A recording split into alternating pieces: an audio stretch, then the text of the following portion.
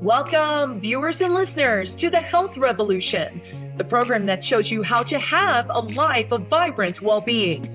In a world full of noisy health trends, we bring you clarity. In a sea of fads, we reveal the science-backed strategies that truly work.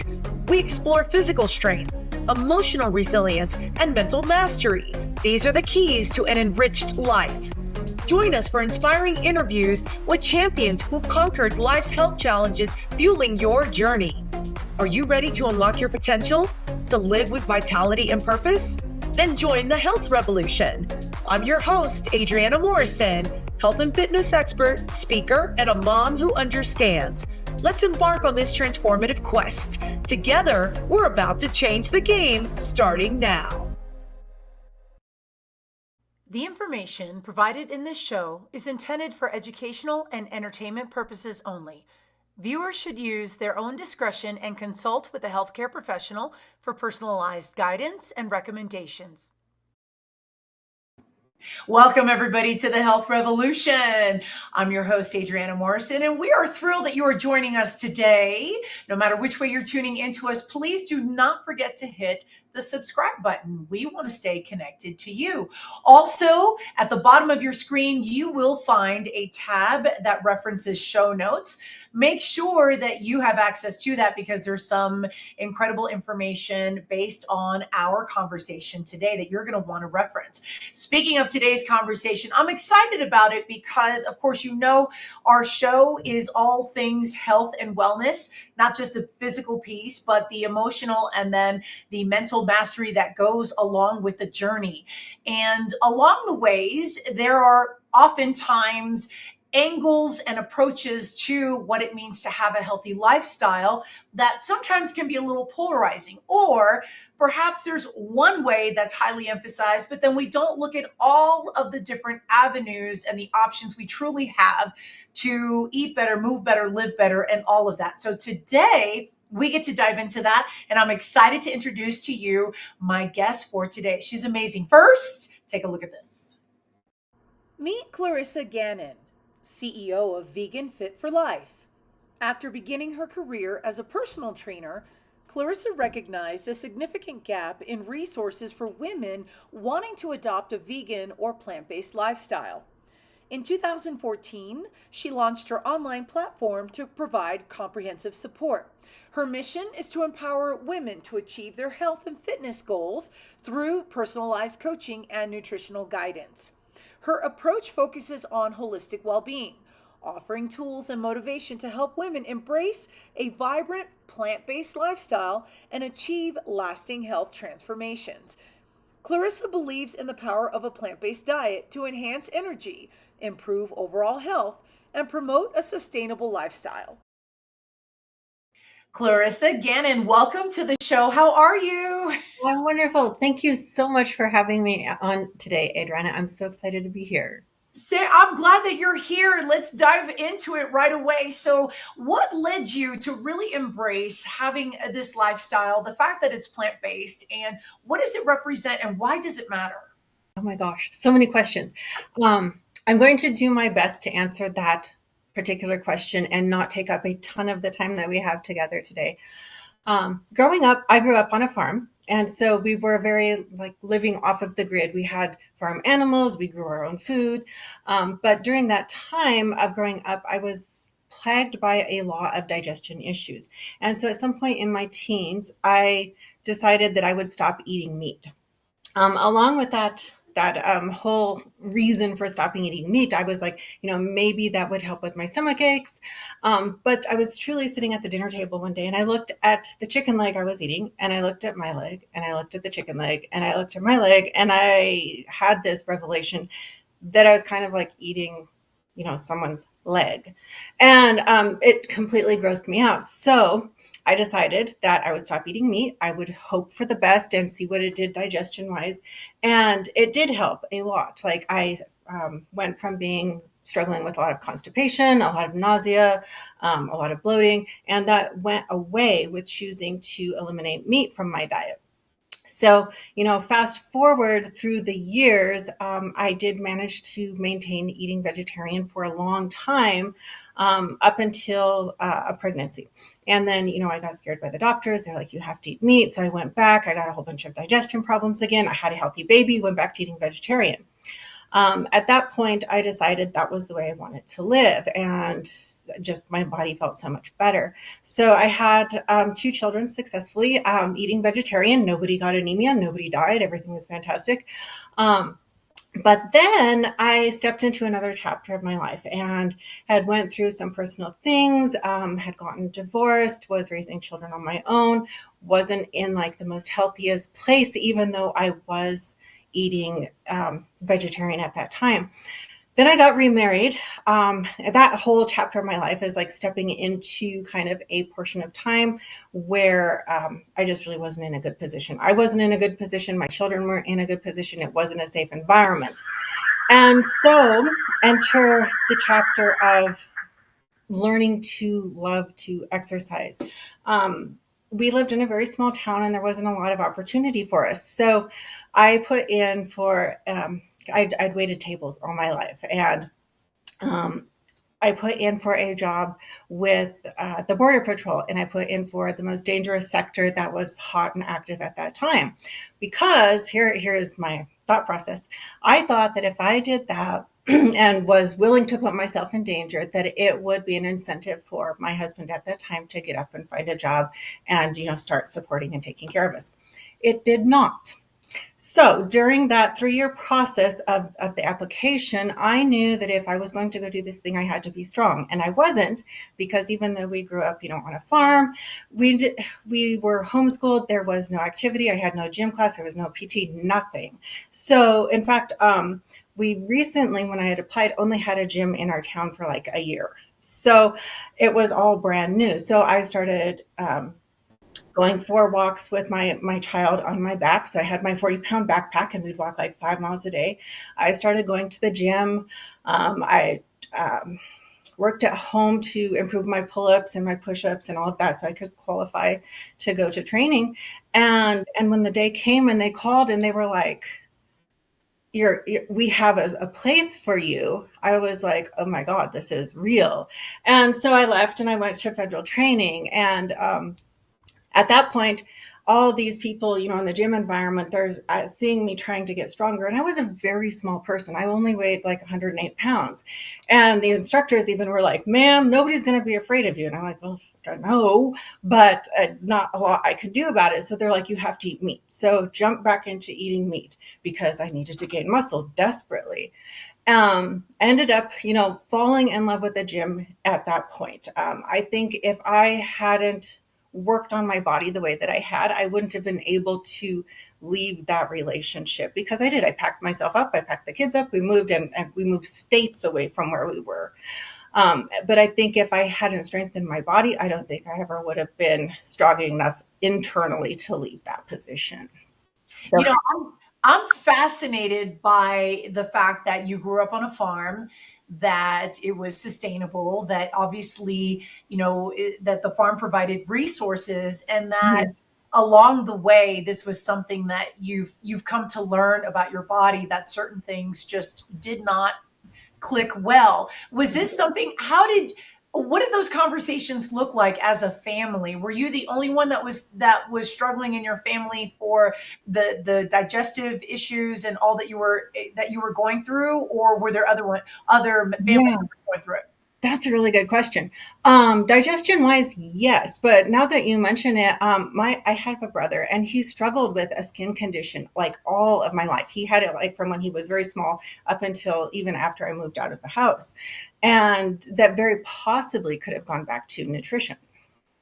So the conversations weren't happening per se. Is it safe? No, definitely. Okay. So then, So I love the fact that you decided to do your own investigation to figure out what was going on with your body. What surprised you the most about this? About learning about, physiologically speaking, who you Mhm. were and where your strengths were with nutrition. Right. Well, back then, I think it was super interesting and was probably the most surprising because I didn't have a lot of textbooks on nutrition, but we had some things. And then I remember one of the books we had was the blood type diet, and I'm sure you're familiar with that, and probably the listeners as well. But so I'm a type O, and according to that book, I'm supposed to be a meat eater. Like that's supposed to be the main staple of our diet, and yet every time I eat meat, it just feels like everything is sitting in a giant ball in my stomach for like days and days and days. And like, I mean, you can literally see it. So that part to me was probably the most surprising because I was like, hey, my body is going against what this book says. So what is going on? So how, in terms of your nutrition, how did you know what elements were working for you? Mhm. I'm guessing that you were fine tuning and splitting the hairs with the things that your body was responding to and the Mhm. things that maybe, and it sounds like when life was happening, you only had a limited amount of time to figure this out because you were also taking care of yourself, your family, Mhm. your kids. What did that look like? Yeah. I think a lot of it was sort of like, I'm sure you're familiar with an elimination diet. So if you're doing an elimination diet, you keep really careful track of what you're eating. You record any kind of symptoms next to it. So that is a tool that I did use a lot. Honestly, in that portion of my life with the small kids, I had like four kids and they're very small. Like they were between 8 and a baby. So they take up a lot of energy. But honestly, during that point in my life, between the children and working to support us, I honestly forgot to eat like a lot. Like I know that it's very hard to understand people could forget to eat, but when you're making sure they have breakfast and lunch and dinner, and then you need snacks, and you need to do laundry, and you need to, I just really would forget to eat, and I would be like, holy smokes, I only had a half a banana today. I think I should have something else. Did your kids, did they adopt your nutritional intake habits that you had, or did it become more individualized with what you noticed that they could have? I think I've always paid attention to how they react. Like maybe I'm always looking for how they react to different foods. So I have always tried to feed the children very balanced. So if you go to like the My Plate site and they're getting a carbohydrate, a protein, a vegetable at each meal, I make sure they get fruit and all of that. But they definitely have gone through places and times in life where I did see a reaction, and I'm like, do I say that I think that's from the food, or do I keep that to myself and try it again? Because I don't want them to grow up, with phobias or having this fear of foods. But if I do notice that something is going on, I don't want to be, blind to it. So I'm curious, did you ever have a fear of food and what it would do to you once you started paying attention to the connection between food and, say, your gut function and just how your body was responding? Um, I don't think that I've had a fear of food per se, like because of that. It's more like once I know that something affects me in a certain way, I just won't eat it because I know that I do not want to feel that way. Were there certain foods that surprised you that Yeah, were supposed to be like staples and then your body responded differently? right. Yeah, absolutely. So we're going to fast forwards like, 10 years. And the last time that I removed meat from my diet, I was using Greek yogurt and egg whites as a big source of protein because they're very high in protein. And it was the most surprising to me that eventually the Greek yogurt started causing the same response in my body that the meat was causing. Because, yogurt is supposed to be good for us. I mean, yes, and that's something that for the most part, yes, and yet we have to recognize that there are those who have some contraindicators to Mhm. that being a food item. What was it like talking to your doctors and having those conversations then, and then what those conversations evolved to today? Back then, it was more so that there was no support. It's like you have to eat meat, you have to eat dairy because you need protein and you need calcium.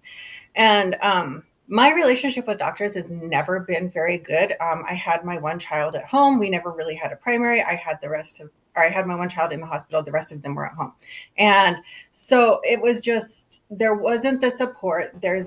I feel like they don't do a good job of listening to you. Now, however, in the space that I'm in now, one of my very best friends is a doctor, and she's also my primary. So we do have good conversations. And while she doesn't particularly understand why I eat the way that I do, she does know that, like, my labs support that I'm in very good health. Um, I have a low thyroid, and she does wish that I would use a different type of a thyroid prescription, but I won't because it's made out of pig, and I'm sorry, but I can't do that. But otherwise, she's fully in support of the way that I eat. What has been so the transition between your discoveries and then going through just how you were evolving through your line of profession, your line of work? What did you notice about physically your energy levels and the observations you were making on your body? Right. No, so when I went fully plant-based this last time, which was back in like 2016, I noticed that I had so much more energy, and my recovery was so much more faster. It was so fast, it was ridiculous. I was stronger. So that was also, a really big bonus, because you want to be stronger when you're lifting weights, trying to build muscle. But the recovery aspect was just great. Another thing I noticed that went away was a lot of the kind of low feelings, like, I'm not going to say it was depression, but just kind of feeling low and kind of worn out. That also went away. So I fully credit that to being plant-based as well. When you went prior to going 100% plant-based, were you mindful of nutrition in the way that, were you doing your due diligence in that animal protein and perhaps animal products were just the one area that you were homing in on? Was there any type of slacking that was happening that, maybe was there the occasional fun foods? Did you notice a trend in Mm. how you were consuming? Did any of that have an impact on how your energy levels were, how you were moving, what you noticed your body to be responding to? Right. Yeah, no, I've always tried to incorporate the fun foods. I think there should be balance. And I also think that if we can incorporate those foods that a lot of people think are off limits, it really helps to structure a nutrition system that is more sustainable for you. But there does need to be balance. Like, we can't go out and have a hamburger, every single night. But if you have one, once a week or every other week or whatever, your body can actually use that better. And when well, that being plant-based or not, as in the past, if I was incorporating those foods, generally what you notice, if depends on where you are, like with your nutrition protocol, but it can be beneficial, and it was, as long as it's done in a mindful manner that, there's intent behind, and it's not just something that's cascading out of control every night. What do conversations with your family look like today? Are you the only one who's plant-based, or are there others in your family that are plant-based as well? The kids will eat plant-based with me. I mean, it's not a big deal. They're not going to go out and do it necessarily on their own now that they're all grown up, but they also didn't mind when I was cooking that way at home either. Um, they've always been, and I fully, credit that to going back to how I cooked when they were small, that you get a very balanced meal. You get proteins, carbohydrates, and vegetables at your meal. And there's no reason why you can't do that being plant-based as well. So they've been good about eating that way. Um, Now that they're grown up, I know they're making their own choices, and I know that they're probably not plant based all the time. But they'll be like, "Hey, mom, do you want to go to this vegan restaurant?" And I'm like, "Of course I would." So they'll go out with me, and that's been fun. What about your family of origin? What about Um, I don't know that they're no one lives here. My family is all out of state. None of them are plant based, and I'm going to go out here and say, like, all of them have health conditions. so obviously a correlation that would be important to to put into the mix. And Right. this is an amazing conversation. We have more to unpack, especially with how nutrition affects us in different ways. And we're going to get to all that. First, we're going to take a commercial break. Stay right there. Don't go anywhere. We will be right back after this.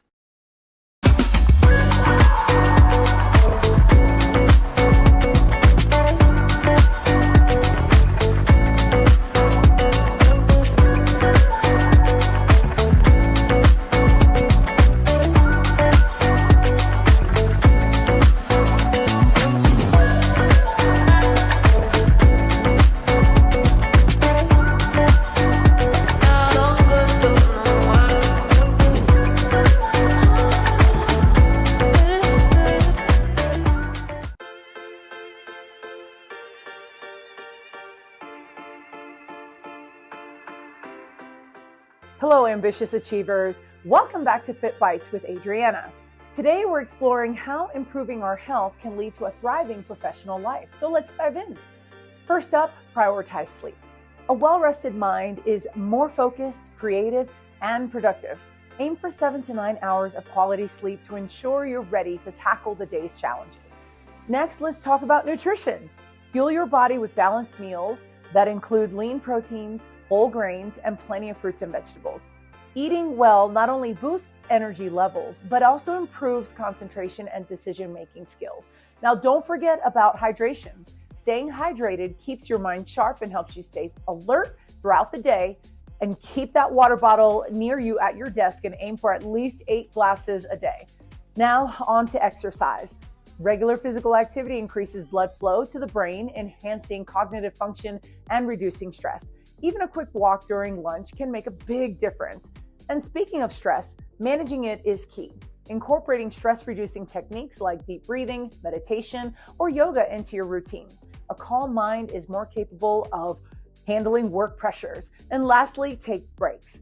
Short breaks throughout the day can prevent burnout and boost creativity. Step away from your desk, stretch, or do a quick mindfulness exercise. Now, by taking care of our health, we set ourselves up for success in our professional lives. So let's commit to these habits and watch our careers soar. Now, stay tuned for more Fit Bites, and here's to a healthier, more prosperous you.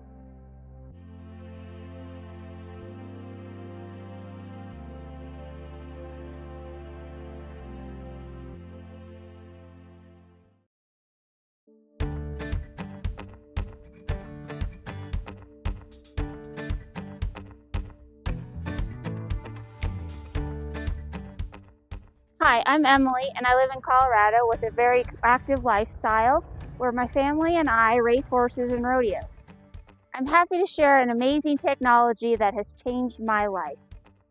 6 months ago, my friend introduced me to a wearable nanocrystal technology that is activated through phototherapy, or your own body's light.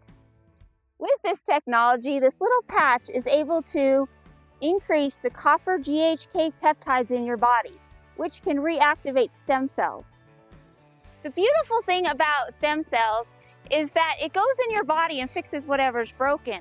If you would like to experience more energy, better sleep, weight loss, or countless other benefits, click on the QR code below to find the younger, healthier you with this affordable technology that I have seen change hundreds of lives.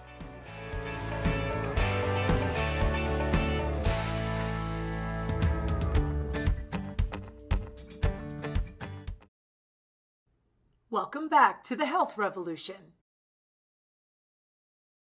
My guest today, Clarissa Gannon. She is a plant-based health and fitness professional. She's also the CEO of Vegan Fit for Life.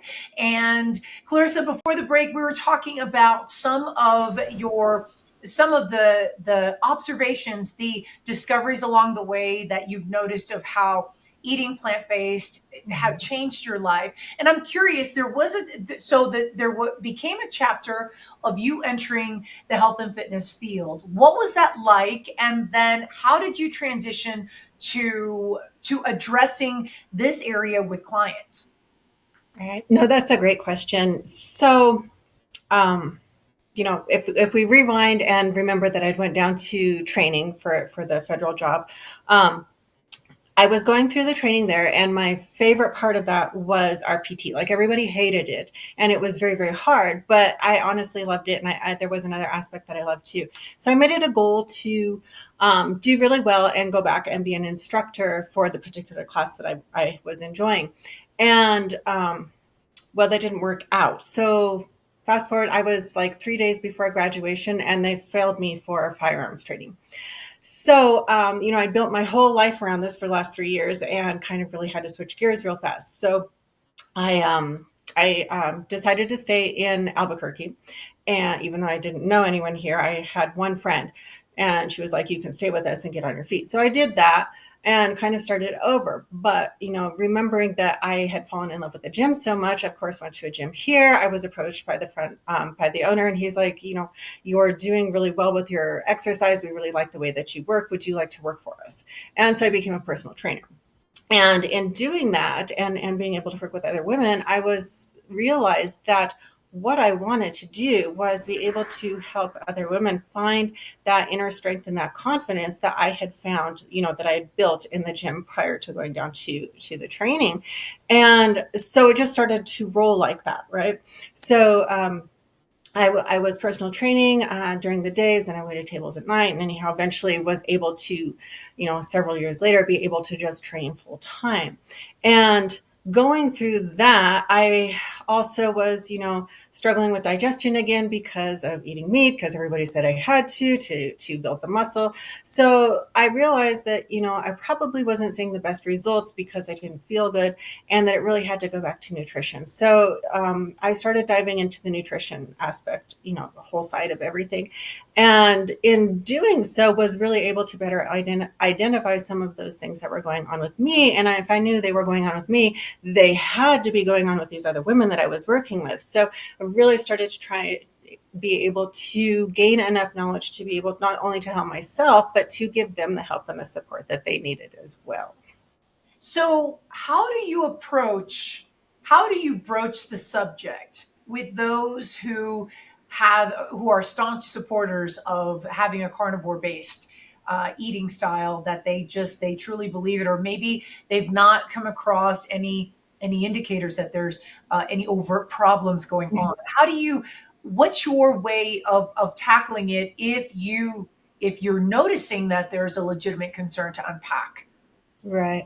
That's a good question. So what I have noticed is I don't ever push, the way that I eat on anyone. I think that everyone should be able to make their own choices based on their own observations.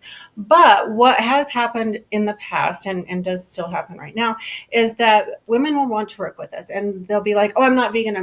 And that's okay. It really doesn't matter. But what matters is how you feel. So they will start out working with us, and they'll still be eating, whatever they're eating. But what generally happens is that it goes down to, maybe it's occasional, or maybe I don't want to eat red meat anymore. Maybe I just want to eat some fish, or maybe I just want to do eggs. And it's amazing because they start feeling better. So much inflammation goes away that they feel incredibly better. And I didn't really do anything except provide them some tools that they need so that they know how to get their protein without relying on the chicken and the beef and the fish and all that. Were there any tests that, going back to some of your backstory, Mhm. were there any tests that you were able to do to add confirmation of some of the hunches that you had about how Mm, your body was responding to the different foods that that you've eaten across time, eating meat, not eating meat? right. Yeah, I've done for myself. I've done several tests. I mean, obviously there were some medical ones, like we did an endoscopy and stomach screening, all that. But I've also done like allergy testing. I've done the hair analysis. We've done stool samples, and some of those, yes, do support the way that I eat now. So it is conclusive. How much have you come across where it highlights genetics, or Mhm. or what can you speak about the role of genetics and what you've come across in learning more about how food impacts the body? Right. So yes, genetics can to a point, but going back to like, really people like the blood type diet will work for some people, but it apparently didn't work for me. So then therefore, is it really something that is genetic? Or is it something that is internal? Because everyone has a unique digestive profile and everyone has a unique microbiome. And that can be genetic, but a lot of it is just your own. Some of it is influenced by the things that you choose to eat, or it can be influenced by the things that you are not eating, which is crazy, right? Because in the practice that we do now, we often see that people that are eating fully plant-based, they're supposed to be so healthy, will do a gut map and it comes back and they have all these problems because of the lack of variety in their diet. So even that is going to influence it. And I don't really know that that is like genetics isn't my area of expertise, but it is going to influence it some. And then, I mean, if you go down the rabbit hole of genetics, you've got so many, health conditions that are genetic, but are they really genetic? Or are they just lifestyle genetic? How much impact do you think the food industry has On our on health? what we eat today? Yes, on our Oh health. my gosh, so much. So very, very much. I've gotten so picky with our things. For myself, for my husband, for the one kid that we have left at home, that because we don't know what is going into the food at this point. We don't know what is going on to the food at this point.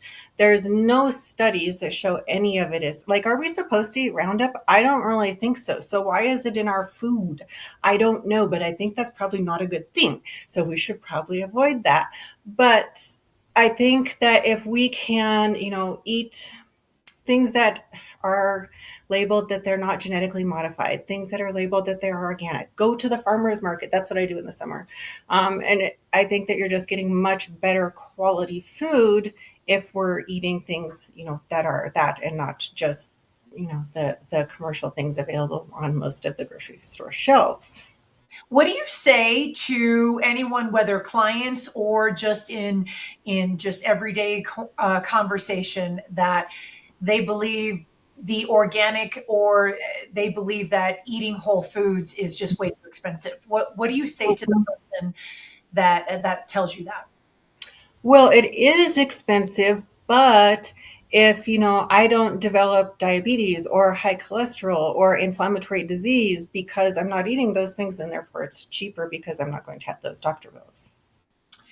That's pretty powerful there. Right.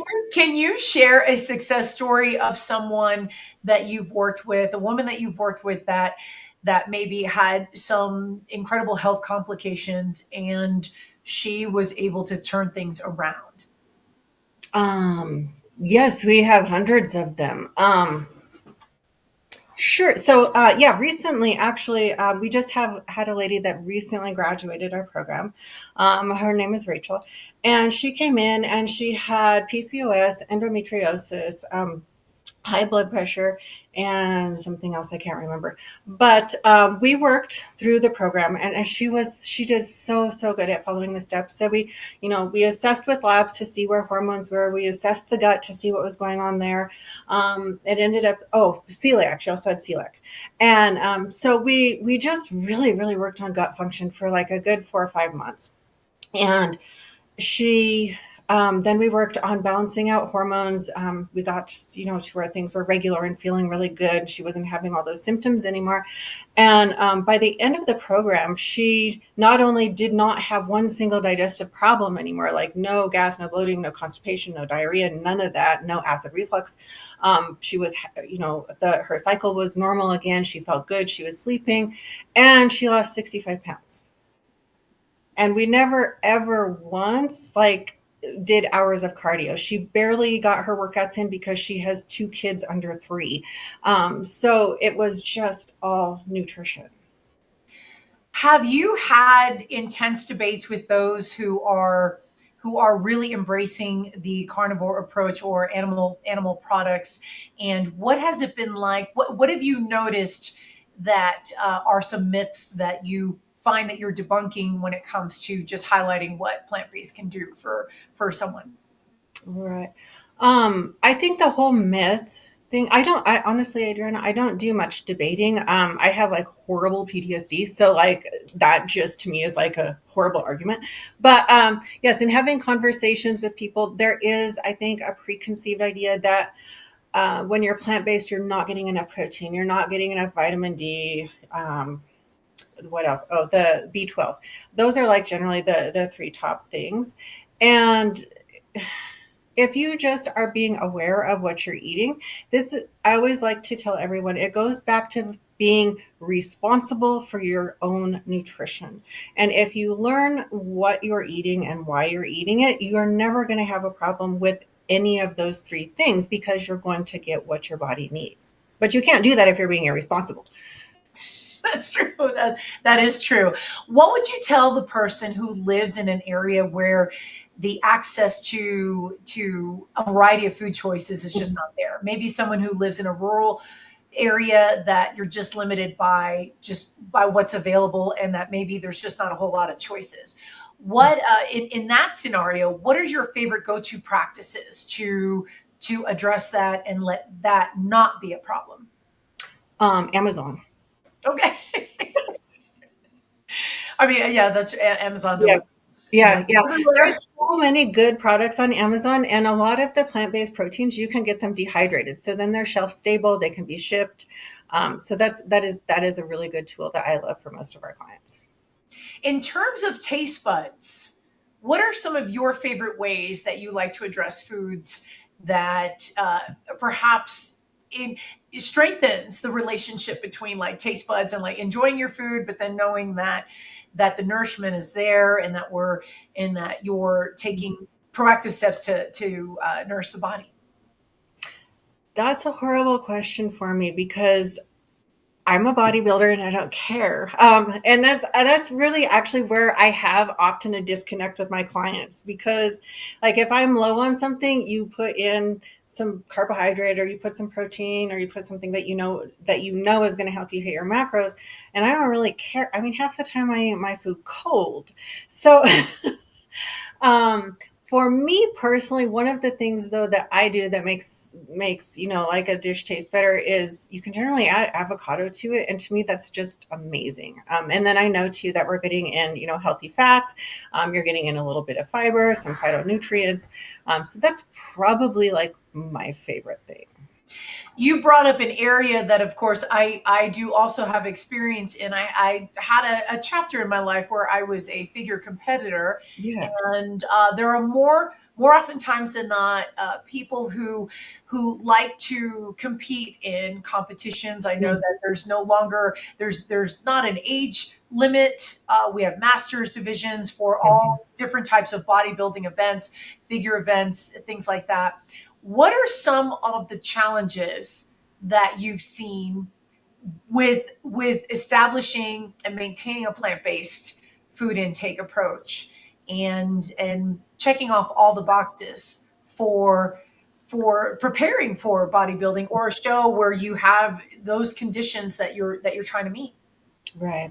I think honestly the biggest thing is not caring for metabolism enough in the off season. So if you're not eating a high enough calorie amount in your off season, and well, for instance, someone's come in, and they're eating 1,600 calories, and they're like, "Hey, I want to do a show in 16 weeks." There's no way you're going to run out of calories and you're not going to be able to intake enough protein because you're not going to have enough calories to get the protein from. Because with eating plant-based, we do have to have a slightly higher carb allowance just to make life easier. I mean, technically, I guess we could prep on protein powder, but it would be, you'd be hungry, and we want to try to minimize hunger. So if we can care for the metabolism enough in the off season, it just makes prep so much more easy. Do carbs get a bad rap? Oh yeah, all the time. I don't know why. So what's your favorite way of debunking myths about carbohydrates and just the details of that? So we have a client. She's 30 something. She's like 5'3". She's 450 grams of carbohydrate every day, and she has like zero body fat. That's my combat. Like, hello, people. Besides, your brain needs at least 130 grams on its own. So, you see all these women that are in perimenopause, and they're like, "I'm going low carb. I'm going keto. I have brain fog." No wonder you have brain fog. Your brain needs carbohydrates. And I think this is, and certainly an area that we can touch on perimenopause and menopause, because we're having more conversations about that. And we're going to continue on. First, we're going to take a commercial break. Stay put. Don't go anywhere. We will be right back after this. Thank you so much for watching The Health Revolution. Our show is growing, and it's all thanks to viewers like you. No matter how you found us, please hit the subscribe button so we can stay connected and continue to deliver amazing content to you. We can take our own health into our own hands. Okay, so we'll kind of expand on that. So I take a lot of vitamins every day. Long before I started this business, my wife has had me taking my vitamin C, my B complexes, amino acids every single solitary day, and I still do, even though I still do IVs as well. But when you take vitamins orally, you get 15 to 20% of them. Some people get less because they have autoimmune issues. Some people have a lot of inflammation issues, whatever the case may be, so they don't get the absorption that they need to be getting. So they don't get their immune system built up. Doing the mobile IVs, I'm able to take your immune system, I'm able to naturally boost it.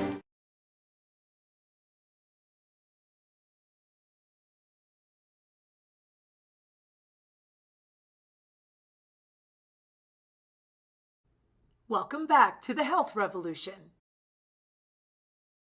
Welcome back, everybody. My guest today, Clarissa Gannon. She is a plant-based health and fitness professional. She's also the CEO of Vegan Fit for Life. And we were diving in before the break, into different aspects and debunking myths about what's the type of nutrients that say we need to have. We were touching on carbohydrates for a moment. And Clarissa, that reminds me to ask you, how do you handle skepticism or maybe hesitation for someone who could in fact benefit from a plant-based approach, that in trying to figure out what's going on with their body, that things are a little off kilter, but they're really struggling with the idea? How do you handle that skepticism or the hesitation? With our clients, when they first come in, one of the very first things that we do is we do a gut map, and that's going to tell us the foods that are causing inflammation and the foods that are going to be beneficial for this individual. Very often, those gut maps restrict chicken or pork or turkey or something that the person is used to eating. And so then what we do is we swap it out for an approved plant-based source of protein. So the person is able to see, as they're going through this process, because they usually have to keep that food out for at least 60 days, they're able to see that they feel better. So then we can sometimes, incorporate more. Sometimes they're happy, with just leaving those things out. Sometimes they want to bring the food that we've, taken out, they want to bring it back in.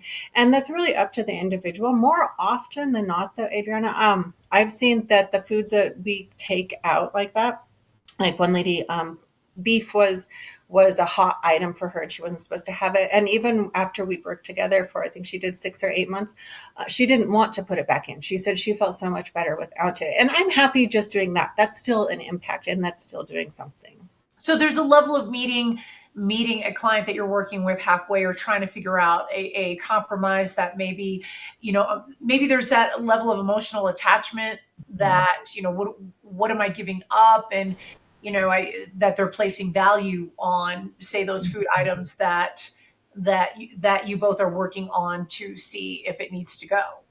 Oh, absolutely. 100%. And that's something we really try to do, is meet the client where they're at in all aspects of the journey, because if you don't, their level of sustainability is going to be very poor.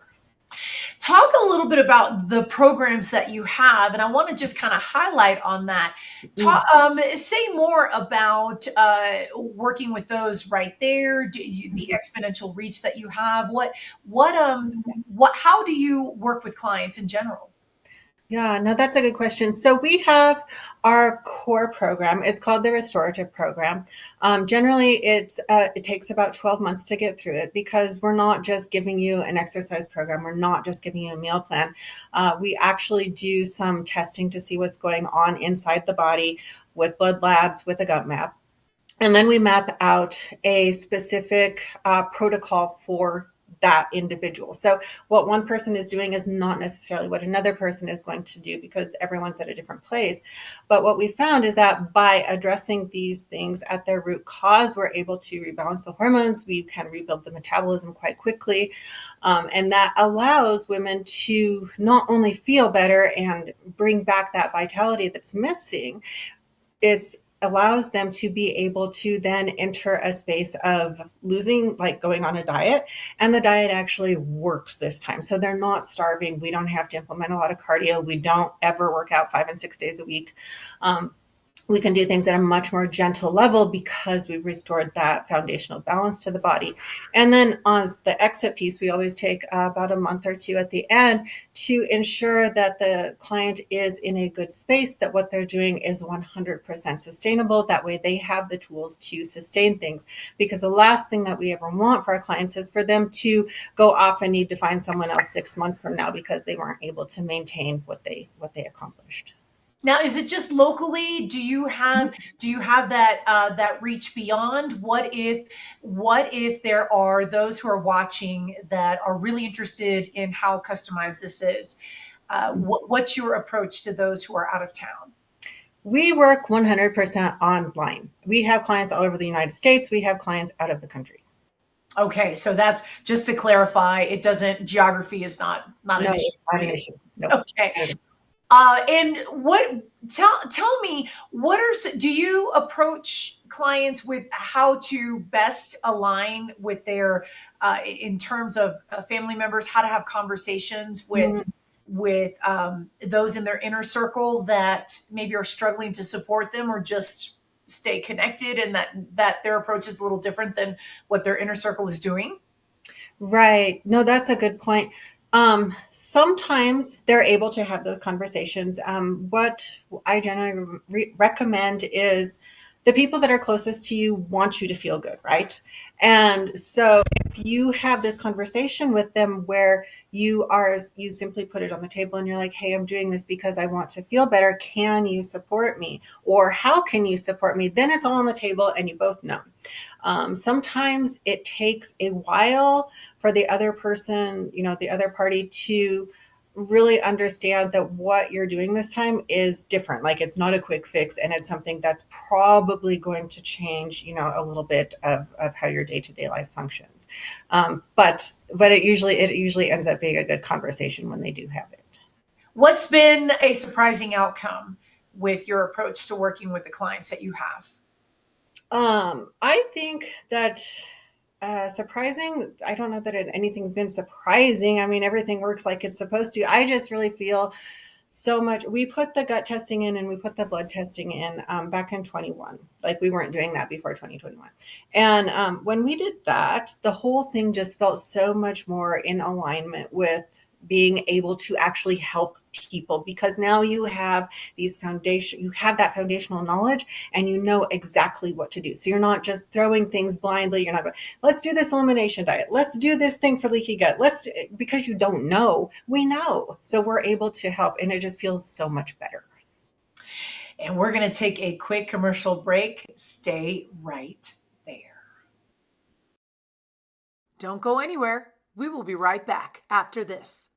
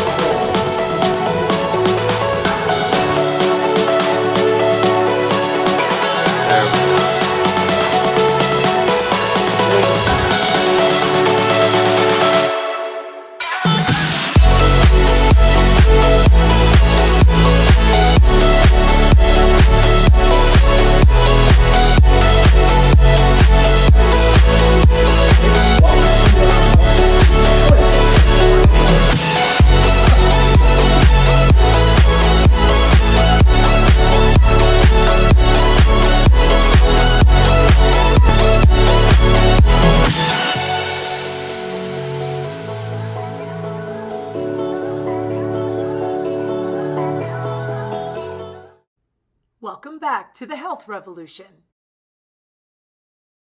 Welcome back, everybody. My guest today, we've been having an enlightening conversation with Clarissa Gannon. She is a plant-based health and fitness professional. She's also the CEO of Vegan Fit for Life. Clarissa, where can our viewers find you in the internet and then on social media? On the internet, we have a website. It's Vegan Fit for Life. You can go there, check out the transformations. They're absolutely amazing. We have a Facebook community. It's called Women's Wellness and Hormone Secrets. That's on Facebook. If you are a female and you want to join, it is free. There's a ton of resources there, so head on over there. You can find me on Instagram. It's my name, Clarissa Gannon. We also have TikTok under Vegan Fit for Life, and there's a YouTube channel. Fantastic. And upcoming events, what do you have going on for the remainder of 2024? We have a lot going on all the time. The rest of this quarter, though, we have a free masterclass coming up the last Monday of June. We're having a special guest in for that, and the topic is going to center around women and building strength and confidence. So that's one that we are really super excited about. And then also in July, we are going to launch a free 21-day, it's a plant-based challenge. So it will be both fitness and nutrition. It's a transformation challenge that is free. If you want for more information on that, just hit us up on Facebook and we'll make sure that we get that to you.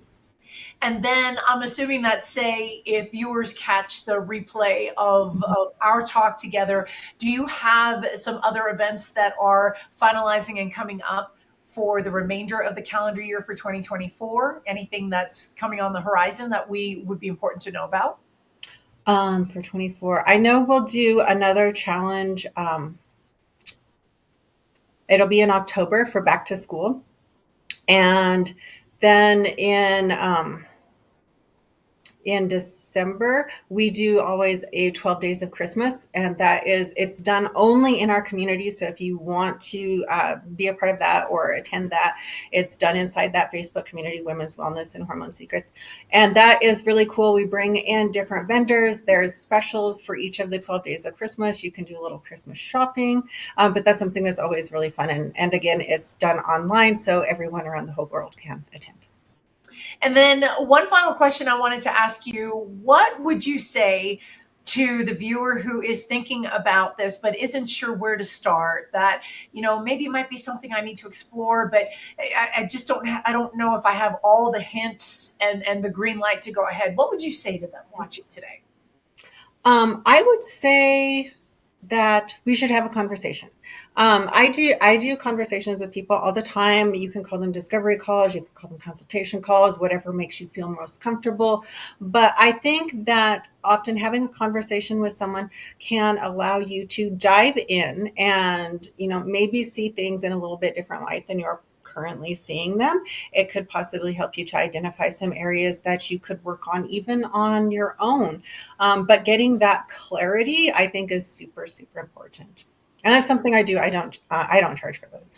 Okay. I love the fact that I sense a level of awareness and carefulness in how you're approaching this. And even though this can be a polarizing type of topic, but I certainly can appreciate your willingness to have that discussion, have that conversation, to see how this can help someone. And final thing, your favorite way for work life and balance. What do you like to do? I like to schedule time. Like if I don't, oh my gosh, then I don't take care of me. So my calendar runs my life. It has all my work appointments in it. It has family events in it, but most importantly, it has my time. So it has my gym time. It has my break time. And I think that doing that is very, very important to keep the balance, because if I don't take care of me, I cannot help anyone else. I couldn't agree more. Clarissa Gannon, thank you so much for joining us and for sharing this impactful information. Thank you for spending time with us today. Oh, you're welcome. Thank you so much for having me. It's been fun. I appreciate you being here. For all our viewers, of course, you can find us on the web at thehealthrevolutiontv.com. You can certainly subscribe to our newsletter. You can send us an email of any show topics that you would love for us to cover, that we would love to do so. On the upper left-hand corner of the screen, you're going to find our QR code. You can certainly grab that as the crow flies. And then, of course, you can always find us every Tuesday and Thursday on the Achieve TV channel at E360 TV at 10 a.m. Pacific, 1 p.m. Eastern every single week. That is all the time that we have for today. Until next time, take care of yourselves. We will see you soon.